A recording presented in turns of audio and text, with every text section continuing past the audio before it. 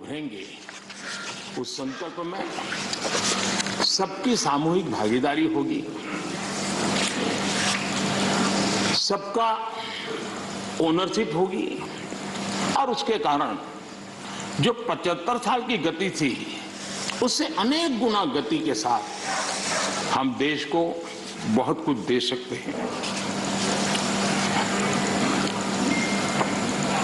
आदरणीय सभापति जी,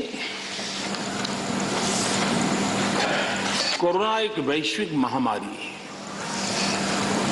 और पिछले 100 साल में मानव जात ने इतना बड़ा संकट नहीं देखा है और संकट की तीव्रता देखिए।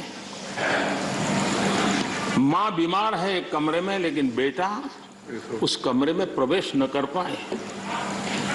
पूरे मानव जात के लिए ये कितना बड़ा संकट था और अभी भी ये संकट बहुरूपिया है, नए नए रंग रूप लेकर के कभी न कभी कुछ न कुछ आफतें लेकर के आता है और पूरा देश और पूरी दुनिया, पूरी मानव जात उससे जूझ रही है।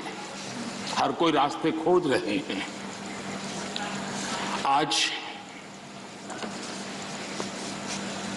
130 देश करोड़ के भारत के लिए दुनिया में जब प्रारंभिक कोरोना का प्रारंभ हुआ, चर्चा यही थी भारत का क्या होगा और भारत के कारण दुनिया की कितनी बर्बादी होगी, इसी दिशा में चर्चा हो रही थी। लेकिन ये 130 करोड़ देशवासियों की संकल्प शक्ति, उनका सामर्थ्य और उन्होंने जो भी जीवन में उपलब्ध था उसके बीच में डिसिप्लिन का पालन करने का प्रयास किया कि आज विश्व में भारत के प्रयासों की सराहना हो रही है और इसका गौरव ये किसी राजनीतिक दल का कार्यक्रम नहीं था, ये अचीवमेंट देश का है, 130 करोड़ देशवासियों का है। अच्छा होता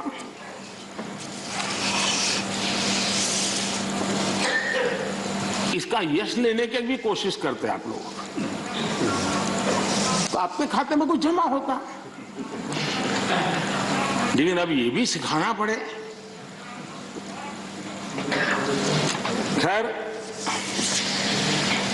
वैक्सीनेशन के संबंध में अभी प्रश्नकाल में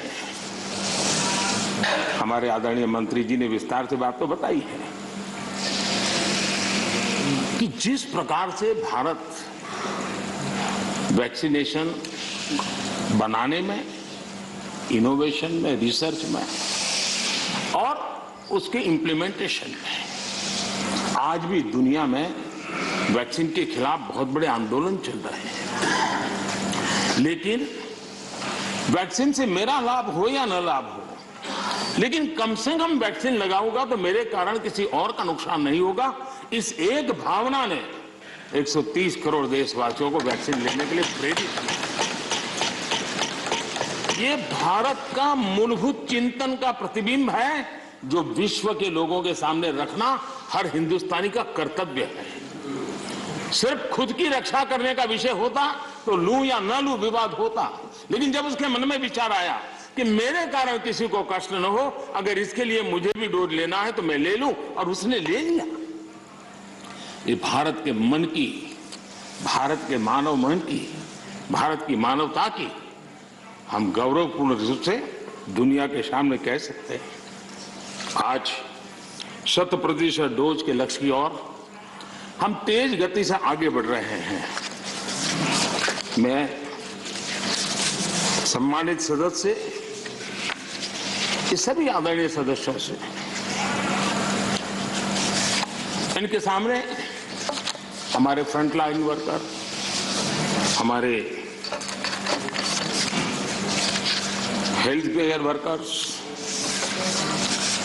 हमारे वैज्ञानिक, इन्होंने जो काम किया है उसकी सराहना करने से भारत की प्रतिभा तो खिलेगी, लेकिन इस प्रकार से जीवन खपाने वाले लोगों का भी हौसला बुलंद होगा और इसलिए सदन बड़े गौरव के साथ उनका अभिनंदन करता है, उनका धन्यवाद करता है।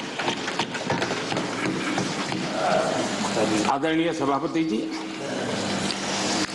इस कोरोना काल में 80 करोड़ से भी अधिक देशवासियों को इतने लंबे कालखंड के लिए मुफ्त राशन की व्यवस्था,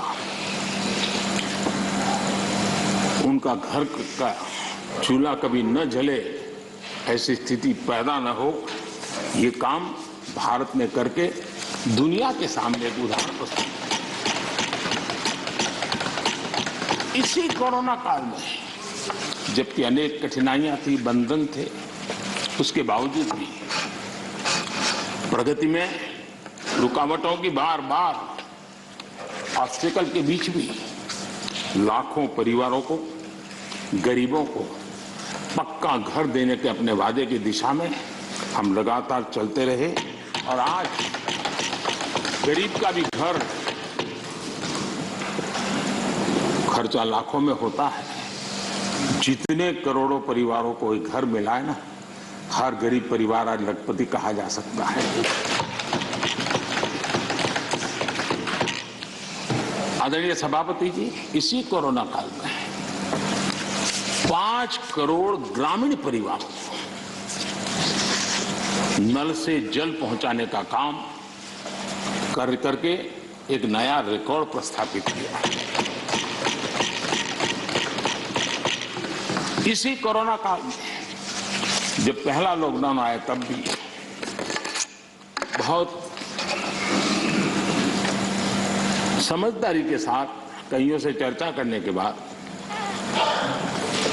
थोड़ा साहस की भी जरूरत थी कि गांव में किसानों को लॉकडाउन से मुक्त रखा जाए। निर्णय बड़ा महत्वपूर्ण था, लेकिन किया और उसका परिणाम यह आया कि हमारे किसानों ने कोरोना के इस कालखंड में भी बम्पर पैदावार की और एमएसपी ने भी रिकॉर्ड खरीदी करके नए विक्रम प्रस्तावित किए। इसी कोरोना काल में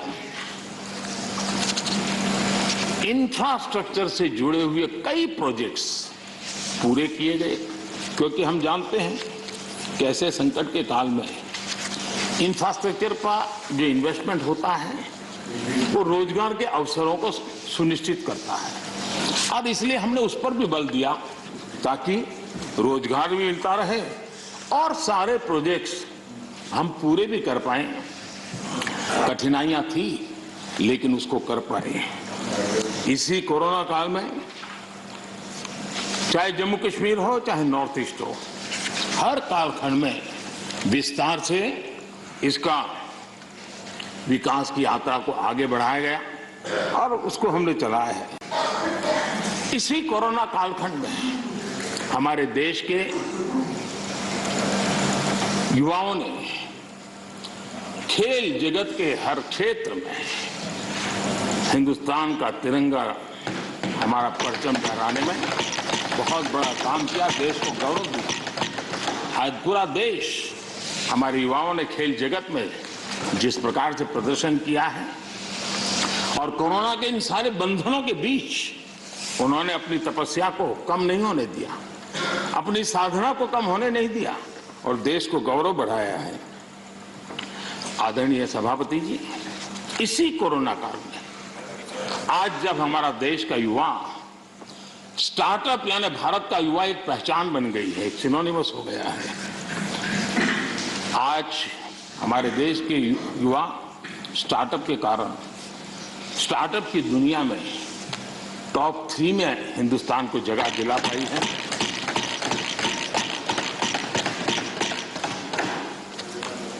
आदरणीय सभापति जी, इसी कोरोना काल में चाहे COP26 का मामला हो, चाहे G20 समूह का क्षेत्र हो या चाहे समाज जीवन के अंदर अनेक अनेक विषयों में काम करना हो, चाहे दुनिया के 150 देशों को दवाई पहुंचाने की बात हो, भारत ने एक लीडरशिप रोल लिया है।